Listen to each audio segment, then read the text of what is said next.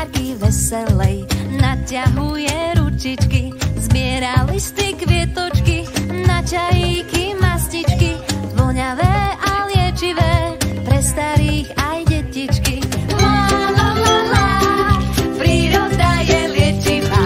La, la, la, la, púpava aj žihľava. La, la, la, la, slnko, zem a voda. La, la, la, la, silu ti vždy dodá. La, la, la, la, príroda je liečivá. La, la, la, la, púpava aj žihľava. La, la, la, la, slnko, zem a voda. La, la, la, la, silu ti vždy dodá.